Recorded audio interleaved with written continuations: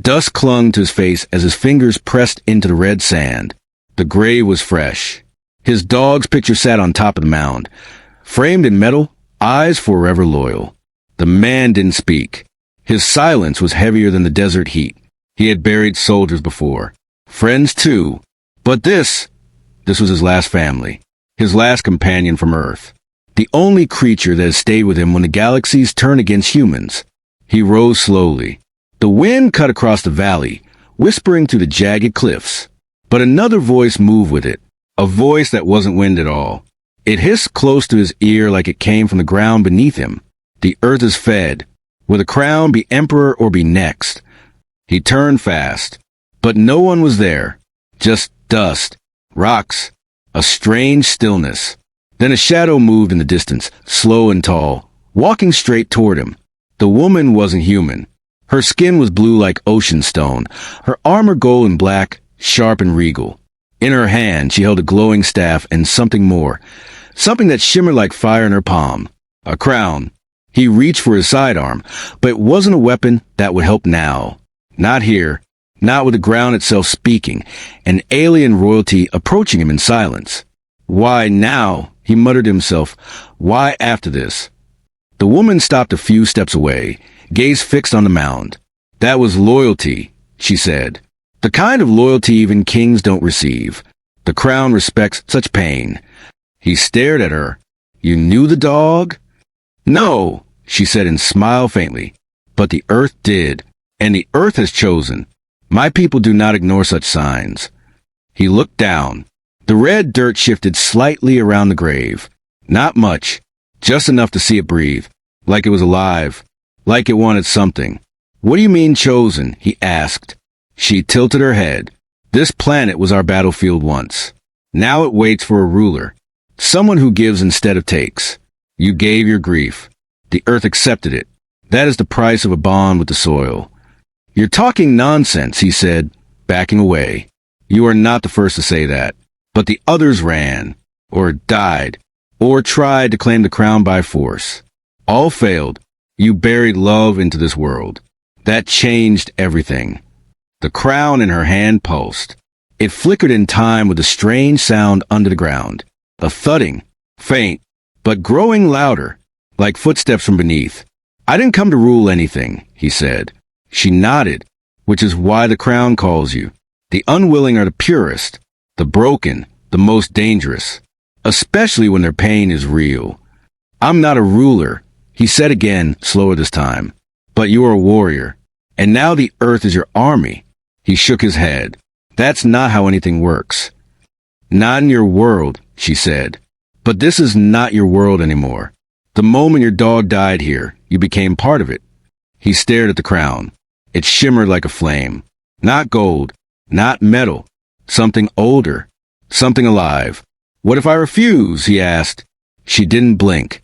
Then the earth will feed again, but not with love this time, with blood. The sand shifted again, this time around his boots. Tiny threads of red dust curled upward like fingers. The grave behind him pulsed once, then stilled. He turned to look at it. The photo was now half buried. The dog's eyes stared back at him, still gentle, but now waiting.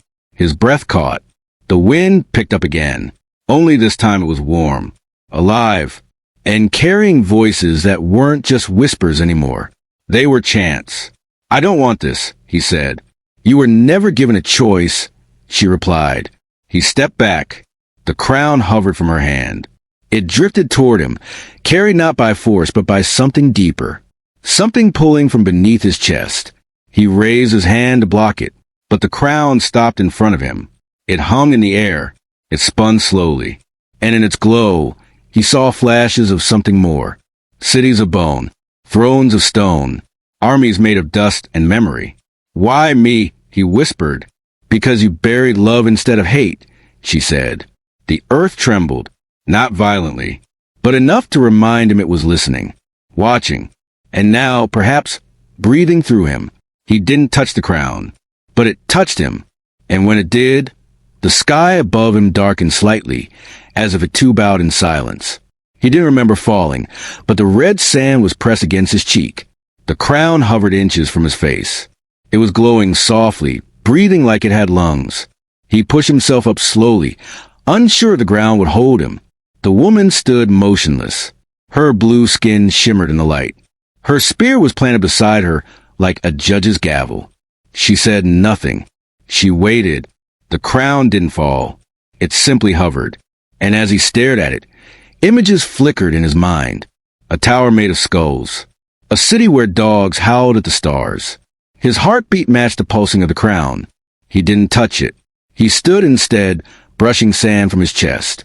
His armor was old, scratched, forgotten by most. But now it felt heavier, as if the ground was grabbing at him. "What do you want from me?" he asked the woman. "I want nothing. But the earth wants something. It chose you. Not me. Not my kind. You buried something real here. Something pure. Now it asks for your answer." He glanced at the grave again. The photo was nearly gone now. Just the edge of the dog's ear showed. The dirt was swallowing it like it belonged to the planet now. He shook his head. "I didn't come here for this. I came to survive. I came to forget Earth. Forget wars. Forget losses. And yet Earth followed you," she said. "Even in death, your world finds ways to scream." He turned away, hoping distance would calm his mind. But with every step, the sand shifted beneath his feet. It rose and fell like waves, as if the desert was breathing. "I can't lead anything," he muttered. "I couldn't even save a dog." She didn't move, but her voice reached him clearly. "You saved what mattered. That's more than most kings ever do." He stopped walking. The silence behind him thickened. When he looked back, the crown was no longer in the air. It was gone. So was she. Only the wind remained, and the faint sound of movement beneath the sand. He stood still, listening, waiting, and then a vibration moved through the ground into his boots. It was steady, deep, like footsteps from far below. He crouched low and pressed his palm against the ground. It was warm, not sun-warm, alive warm. Something was under him, watching him. He pulled his hand back fast and turned in a circle. The canyon was empty, but the shadows seemed longer than before, deeper. He ran back to the grave. The photo was gone. The mound was flat, but a strange shape was forming beside it. A circle, carved by unseen hands in the sand. He crouched. The symbol was made of old language. Not Earth's, not any galactic script he knew, but somehow he understood it. Buried love, claimed blood, rising throne, soil-bound, one shall remain. The moment he finished reading it, the crown returned. It fell from above and landed in the center of the symbol with a soft thud. He stared at it chest tight. The world around him didn't feel real anymore. The rules he understood were gone. This wasn't war. This was something older than war. He stepped into the circle. The crown didn't move. It waited, and when he knelt beside it, the ground didn't tremble this time. It stilled. It listened. He didn't know what he would do next. But something deep inside told him the moment he picked up the crown, nothing would ever be the same. And then the voice returned, no longer a whisper, but a command. Decide. He stared at the crown as if it were a weapon. It did not glow now. It did not hum. It simply waited in silence like something patient and ancient. The symbol beneath it faded slowly, absorbed back into the sand. But the shape it left behind was burned into his mind. He could still see it even with his eyes closed. He reached for the crown, but stopped halfway. His hand hovered inches above it. His breath slowed as he realized the air had gone still. Even the desert wind had vanished. The silence wasn't peaceful. It felt heavy. It pressed down on his shoulders like the weight of a decision that couldn't be undone. He clenched his jaw and stood again. "I'm not ready," he whispered to the emptiness. But the earth didn't care. The crown didn't rise this time. It stayed there, patient, almost respectful. He turned away and walked back toward the cliffs. Maybe there was another path, another choice.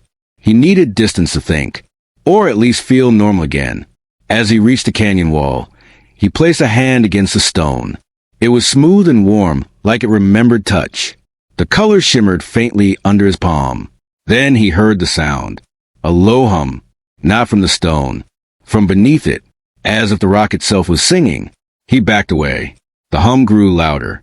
The ground behind him cracked. A fracture split open, and from it rose something that should not have been there. A statue, tall and armored, shaped like a human but too perfect. Its eyes were closed, its hands open, its chest marked with the same symbol he saw in the sand. The statue's eyes snapped open, not slowly, not dramatically, just sharp and direct. It looked at him like it had been waiting for years. He staggered back, heart pounding. "What are you?" he asked. The statue did not answer, but from its chest a light pulsed once, and the voice returned. Not the woman's, not his own, the voice from the grave. Only those who love without reason can rule without chains. He didn't move. The statue stepped forward. Sand and stone fell from its body as it walked, but it made no sound. Its weight didn't disturb the ground. The crown behind him shook. He turned. It was lifting again, hovering just above the earth, calling to him once more. "I'm not ready," he said again. But this time, the voice replied, "No one ever is." The statue stopped beside the grave. It looked down at the empty space where the photo had been. Then it knelt slowly and placed its hand into sand. The grave lit up. Red light moved like veins through the ground. It reached the crown. The moment the light touched it, the crown burst into flame, but the fire was cold. The flame did not burn. It danced with color. Blue, silver, crimson, a crown of war and memory, a crown of endings. He took a step forward, then another. His eyes never left the crown. Even when the statue looked at him and said one word, "Now," he reached out again. This time he didn't hesitate. His fingers touched the flame. It didn't hurt.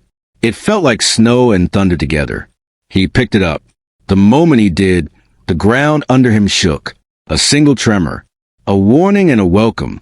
The statue vanished. It didn't crumble. It didn't walk away. It simply was no longer there. The wind returned. The canyon roared.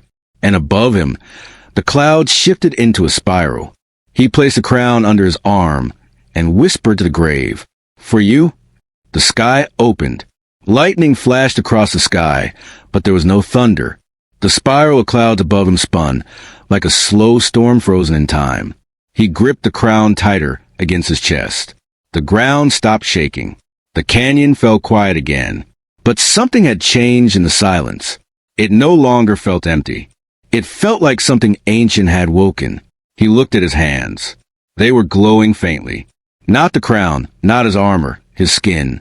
Lines of light ran across his palms like veins of fire under glass. He blinked fast and wiped the dust from his face. His breath felt heavier. Not from fear, but from something deeper. Like the planet was pressing into his lungs. Then came a sound like footsteps. Slow, steady, echoing against the canyon walls. He turned and saw the blue-skinned woman returning. Her expression had changed. She looked at him like a soldier looks at a leader. She stopped a few feet from him. Her eyes moved a crown and then back to his face. "It accepted you," she said. He didn't answer right away. He was still watching the light fade from his hands. When he finally spoke, his voice felt different, sharper, like he was hearing it for the first time. "What does it mean? What happens now?" he asked. The woman stepped closer. "Now the land answers to you. Now the trials begin. This planet is not just a grave. It is a gate, and you have opened it." The crown pulsed again, not violently, but it beat like a heart, like it was alive, like it had always been alive and just waited for the right hand. He looked down at the sand beneath his feet. It was no longer red. A strange green glow shimmered beneath the surface, as if roots were growing just below. She pointed to the distance. "Beyond the next ridge lies the Hall of Bone. The first trial waits there. If you survive, the crown will bond completely. If you fail, the earth will reclaim you." "Why trials?" he asked. "I didn't ask for this. I didn't want power. I only wanted peace." "Peace is earned," she said, "and blood is the price this world demands before it bows." He felt the air shift again. The spiral in the sky began to descend, twisting lower like a great eye watching them both. The woman stepped back and raised her spear. "You have until moonrise," she said. Then the doors open. If you are not there by then, the crown will burn you from within. He nodded slowly. The weight of what she said pressed into him. But there was no turning back. Not now. Not after what he saw. Not after what the grave had become. He placed the crown into a pouch and fastened it to his side. Then he looked toward the ridge. The sun was already dipping low. Time was moving fast on this cursed land. He began to walk. His legs felt stronger now. Each step steadier than the last. The air no longer fought him. It moved with him, as if the world had decided to let him pass. The woman did not follow. She remained behind, standing beside the grave. She placed her hand on the mound gently. Then she whispered something he could not hear. He didn't look back. His eyes were locked on the glowing horizon. A faint tower stood in the distance, carved from bones and shadow. The trial had begun. His boots sank slightly into the glowing sand as he climbed the ridge. The light beneath his feet pulsed like veins. The wind picked up again but didn't bite. It felt like it was guiding him. The sky above swirled slowly. The spiral clouds had grown darker. Lightning flickered within them, but the sound was trapped. There was no thunder, only the quiet rumble of power waiting to be unleashed. He stopped at the top of the ridge and saw it.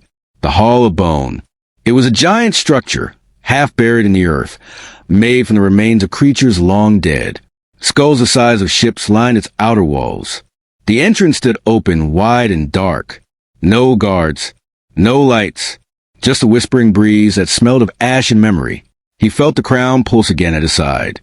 Stronger now, almost impatient, as if it wanted to leap into the hall before him. With one hand on the hilt of his knife and the other on the pouch, he stepped forward. The sand grew colder near the structure. Every bone in the hall seemed to watch him. Inside, the air was heavy, not with heat, but with history. The walls were carved with symbols he couldn't read, yet somehow understood. They told stories of kings who failed. He walked slowly. Each step echoed like a drum. The silence in the hall was not emptiness. It was warning. At the center of the chamber stood a raised platform. Upon it, a throne carved from black stone and bone. And on that throne sat something that didn't move. It looked like a man at first. Armor covered his body. His head bowed low. A sword rested across his lap, blade pointing down into the stone floor. He approached carefully. The figure didn't stir, but the crown at his side trembled. Then, for the first time, it spoke directly into his mind. Face the memory of the last one who wore me. The figure raised its head.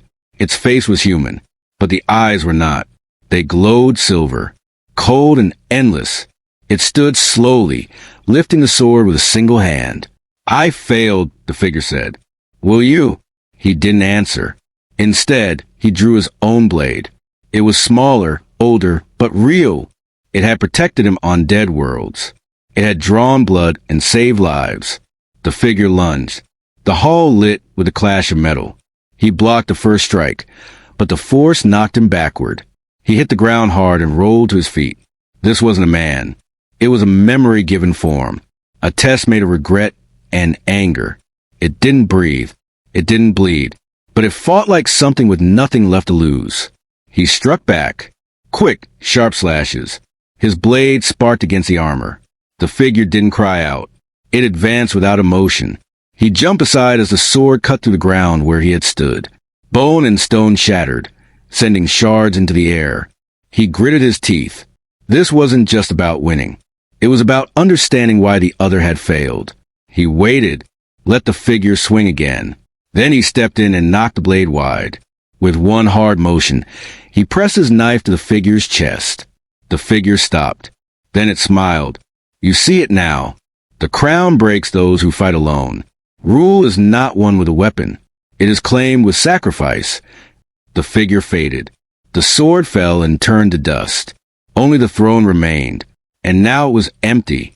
He stood in front of the empty throne, chest rising and falling slowly. The dust from the vanished figure settled at his feet. The hall felt colder now, but not lifeless. It felt like it was watching. The crown on his side grew warm. It no longer pulsed with urgency. It felt calm, like it had found what it was waiting for. He walked to the throne and placed his hand on the armrest. The stone felt smoother than it looked. cold but welcoming. The symbols on the backrest glowed faintly under his touch. Then the voice returned. Not a whisper this time. It filled the chamber. Deep, steady, older than language. It spoke directly into his bones. You face memory without fear. Now face truth. The floor beneath him split open. A narrow path of light stretched downward, revealing a staircase carved deep into the earth. The throne moved aside as if pulled by invisible hands. He didn't hesitate. His feet moved before his mind caught up. He descended into the light, each step echoing against the stone walls. The air grew warmer, thicker. The passage opened into a vast underground chamber. It was filled with roots glowing in green and red. In the center was a pool of silver liquid, still and silent. The crown floated from his pouch on its own. It hovered above the pool and bathed in the soft glow. Then the voice came again. To lead, you must bind. To bind, you must bleed. Will you give part of yourself to awaken the bond? He clenched his fists. His hands still carried scars from past fights. But this was different. This wasn't for war. This was for something bigger. He drew his blade without a word. With a single motion, he cut across his palm and let the blood fall into the pool. The silver surface rippled once, then glowed. The roots around the chamber lit up brighter. They moved gently, like they were breathing with him. The crown sank into the pool, vanished completely. A pulse of energy shot upward from the liquid and struck his chest. He staggered backward, falling to his knees. His breath stopped for a moment. Then the heat spread. He saw flashes behind his eyes. A city under siege. A planet burning. A young girl hiding beneath rubble. His own face screaming into a void. And then, finally, the grave. The vision stopped. He gasped and looked down. A mark now burned on his chest. The same symbol that had formed beside the dog's grave. But now it pulsed with life. The crown rose again. Wet with silver light, it floated back toward him. He reached for it, hand still bleeding, and placed it on his head. The ground shook once. Not violent. Just enough to signal something had changed. The air shifted. The chamber grew still. He stood, the blood drying on his fingers. The light followed him as he made his way back up the stairs. The throne remained empty, but the hall no longer watched him with suspicion. As he reached the surface, the spiral clouds above were gone. In their place was a single beam of golden light, shining straight down from the sky. The woman waited at the edge of the ridge. She looked at him, and this time she bowed her head. "The bond is sealed," she said. He didn't answer. He looked out across the desert, at the path that now lit up ahead of him, and he walked forward into it. His steps carried more weight now, but not from exhaustion. Every grain of sand beneath his boots seemed to respond to him. The land no longer resisted. It moved with him. He passed through dry canyons and glowing stone arches. Creatures watched from cracks in the rocks. Not one dared to follow. The mark on his chest pulsed with each breath. The woman walked behind him in silence. She didn't guide him. She didn't speak. She knew he no longer needed her words. The earth itself was speaking louder. Ahead, the desert opened to a wide plain covered in strange metal structures. Some were broken. Some still pulsed with dim red lights. This place was not natural. It was a battlefield from long ago. He stopped at the edge of the wreckage and stared at the rusted remains. Ships torn in half. Engines burned into ash. Weapons scattered like bones. This is where the last emperor fell. The woman said. He nodded. He didn't need a history lesson. He could feel it. The sorrow. The fury. The betrayal that had soaked this ground. He walked between the ruins. His hand brushed against a cracked blade half buried in the dust. A symbol on its surface matched the mark on his chest. As he touched it, the sky darkened again. But it wasn't from clouds. It was from wings. Creatures rose from the edges of the battlefield. Large, black, with jagged metal fused into their bodies. Their eyes glowed yellow. Their wings hummed with burning energy. The woman stepped forward, spear raised. These are the cursed ones. Failed guardians of the crown. They were not chosen. They tried to steal it. Now they protect nothing but their shame. The creature screeched and charged. He didn't flinch. The crown on his head glowed white. The mark on his chest burned hot. He raised his hand. The ground beneath the attackers split open. Vines of glowing roots shot upward, wrapping around the first wave and pulling them into the earth. He moved forward as more came. This time, he drew his blade. It shimmered with silver fire. Each strike from him was clean. Each step he took pushed the cursed ones back. The battlefield lit up, not with fire, but with memory. Every blow he delivered awakened something buried beneath. Old warriors, lost voices, echoes of honor once forgotten. The woman fought beside him. Her spear moved like lightning. But it was clear she followed his lead now. Her strength was real, but her path was no longer hers. After what felt like hours, the last of the cursed ones fell. Their bodies turned to ash. The wind carried it into the air without a sound. He stood in the center of the plain. Around him, the metal ruins no longer seemed dead. They shimmered faintly with new light. The land had accepted his victory. She stepped beside him and placed her hand on his shoulder.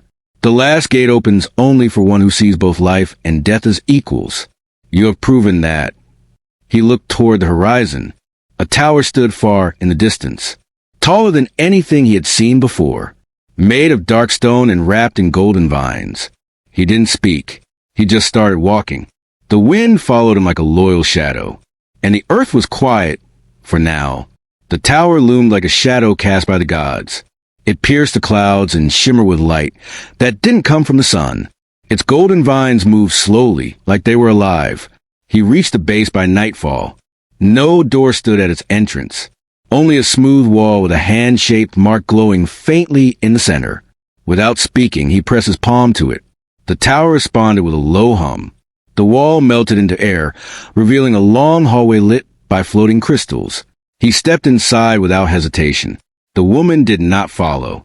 She remained outside, eyes lowered, spear planted firmly in the ground. She knew her task was complete. The hallway twisted upward, like a spiral of bone and stone. As he climbed, the crystals changed color. From white to red, from red to blue, from blue to silver. At the top of the tower was a chamber bathed in starlight. No roof, no walls, just a circle of ancient stone and a single pedestal at the center. The crown lifted from his head and floated to the pedestal. It hovered above it, spinning slowly. His chest burned with the mark. The moment had come. The voice returned. It was no longer cold, no longer harsh. It carried warmth and sorrow together. Speak your name. Declare your vow. Bind the earth with your truth. He stepped forward and placed his hands on the pedestal. The stone beneath him glowed. The stars above shifted into formation. The planet itself waited. I am no king, he said. I am no ruler. I came here with nothing. I lost the last thing I loved. I buried him in silence. And from that silence, the earth rose. I swear to lead with memory, not pride. I swear to guard the graves and honor the fallen. I swear not to forget who I was before the crown chose me. The light exploded upward in a pillar of gold. The crown melted into energy and flowed into him. The mark on his chest spread across his arms, his face, his back. The stars above blinked once and then stilled. The vines of the tower wrapped around the walls and bloomed in silver. A new voice whispered now, not the ancient one, not the earth, but the dogs. Just once, gentle, happy, waiting. He fell to his knees, not in pain, in peace. The chamber faded slowly as the tower's power sealed itself into his soul. When he opened his eyes, he stood once more in the desert, but everything was different. The sands were green. The wind sang softly. The wreckage was gone. The woman knelt before him, her head lowered. Then one by one, others emerged from the rocks. Old warriors, children, survivors, all kneeling, all waiting. He didn't speak. He simply looked toward the grave, now marked with crystal and wrapped in golden roots. The planet had chosen not just an emperor, but a memory to protect, a bond that began with love and ended in peace. He walked forward, past the people, past the stones, past the past itself. And where his boots touched the earth, life followed. The crown was no longer seen, but it was never lost, because now he was a crown.